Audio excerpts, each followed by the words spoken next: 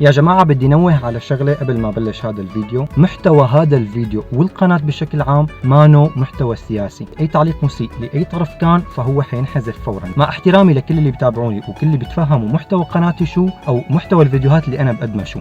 أما هلا صار فيني لكم مرحبا، كيفكم؟ إن شاء الله تكونوا بخير. معكم مجد وفلوج جديد.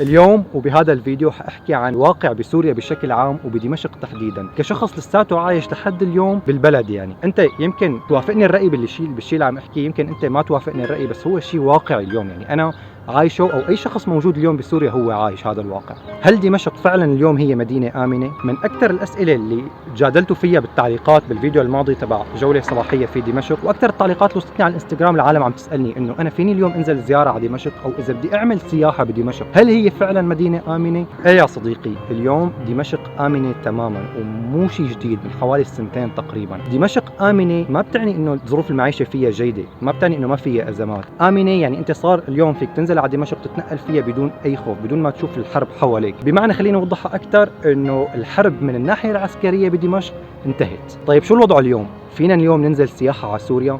او انا كشخص حابب اني انزل زور سوريا، شو الطريقه اللي ممكن انا انزل فيها، او شو وضع السياحه اليوم بشكل عام؟ وهذا هو حيكون محور الفيديو الاساسي اليوم.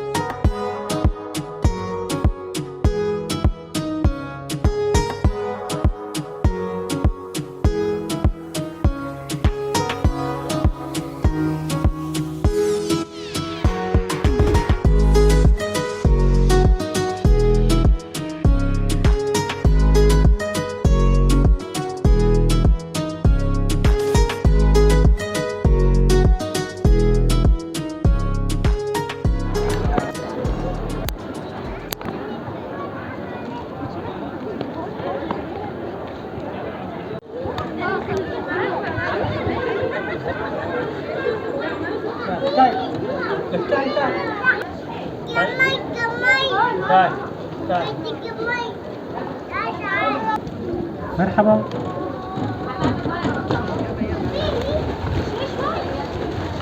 مثل ما ذكرت لكم انه اليوم دمشق هي مدينه امنه 100%، لكن اليوم انا عم صور فيها، واغلب الجولات اللي انا عامله فيكم تشوفوا الجولات اللي عاملها على القناه حاولت اغطي فيها اغلب مناطق دمشق. هلا كالعاده بيجيني عالم بيكتبوا لي بالتعليقات واو.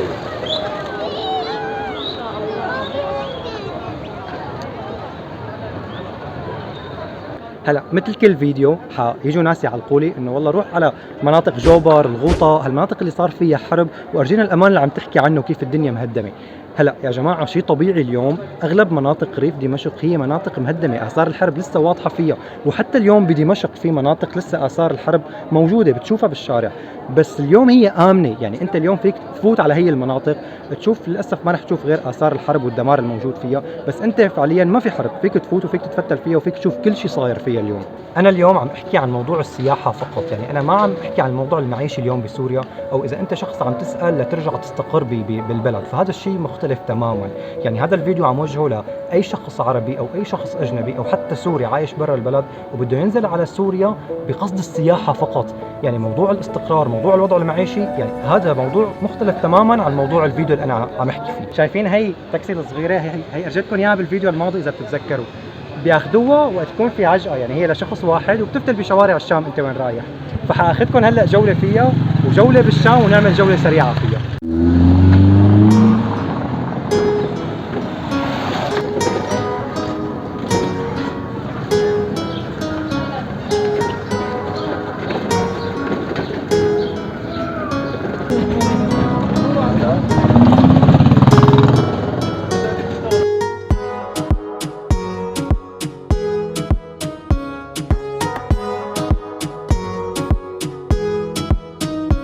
طبعا انا حاليا حارجيكم عجقه الشام. هلا حكيت لكم مره عنها انه انا ما بقدر انزل وصور لكم بوقت الظهر، فهلا طلعت بهي التاكسي صغيره حاعمل لكم جوله سريعه وارجيكم الشام كيف بتكون بهذا الوقت.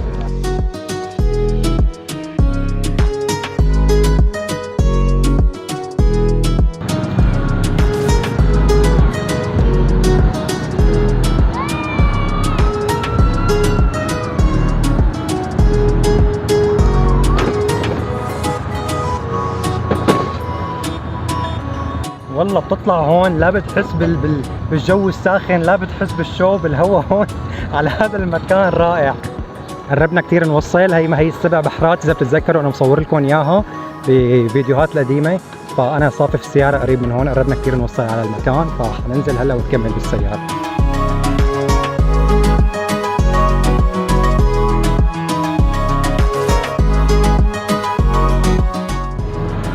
هي الشاب اللي طلعت معه على فكرة الطلعة كثير حلوة، حاس حالي ولد صغير أول مرة بجرب هيك شغلة. يلا باي باي باي باي، شكرا شكرا. مع السلامة.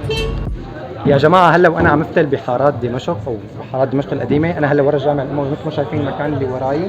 هي الجمعية اسمها جمعية ساعد. بشهر رمضان تحديدا بيجوا وبيطبخوا كميات كبيرة وبيوزعوا على العالم المحتاج اليوم بسوريا. وبالمناسبة نحن ب20 رمضان اليوم، فرمضان كريم، كل عام وأنتم بألف خير.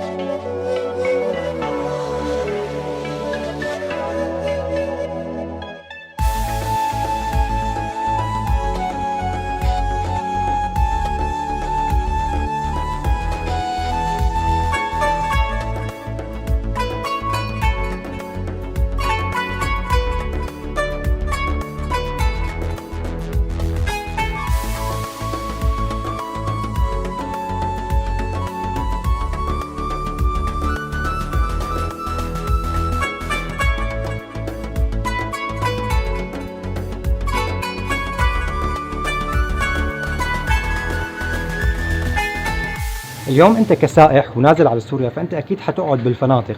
هلا بشكل عام الفنادق هي حتكون مأمنه كل شيء، يعني انت ما حتحس بالازمات الموجوده اليوم بسوريا، من ازمه الكهرباء لازمه البنزين، ازمه المحروقات وغيره من الازمات اللي ممكن انت تسمع عنها. هلا موضوع الدخول على سوريا فحسب معلوماتي انا المتاكد منه انه انت فيك تدخل على سوريا عن طريق البر من الحدود اللبنانيه او عن طريق الخطوط الجويه من ايران وروسيا والعراق.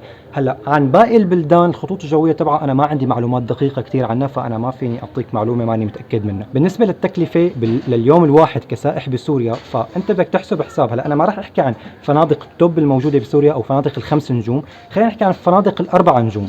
وسطيا فنادق ال4 نجوم انت تكلفه الليله الوحده ممكن تكلفك 25 ل $50 حسب الفندق اللي انت نازل فيه. بالنسبه للتكاليف الثانيه يعني انت طبيعي لما تنزل على دمشق فرضا انت طلعت من الفندق رايح سياحه بدك تاكل، طبعا ننوه لكم على شغله، الاكل السوري من اطيب اكل ممكن انت تاكله وارخص اكل بالنسبه لشخص عايش برا بالنسبه للسياحه. يعني خليني اقول لكم فرضا انت اذا اكلت وجبه وحده بالفندق واكلت وجباتك الثانيه مثل من مطاعم او اكل الشارع السوري بشكل عام، فانت الموضوع بكلفك يعني لا تتجاوز تكلفه 5 ل $7 كاكل. يعني خلينا نقول شغله انه التكلفه الاجماليه كإقامة لليوم واحد لمتطلباتك الأساسية ما بتتجاوز $60. بس يعني مثلا أنت كسائح نازل أكيد حتلاقي شغلات ممكن تعجبك، ممكن أنك تتفتل بعدة مناطق غير دمشق، ممكن تطلع على المناطق الجبلية المناطق الساحلية بسوريا، فهذا كله حتكون تكاليف إضافية. بس على العموم وبشكل عام أنت ب$100 خلينا نقول كحد أقصى بسوريا اليوم، فأنت بتعمل كل شيء ممكن يخطر ببالك كسائح بيومك الطبيعي.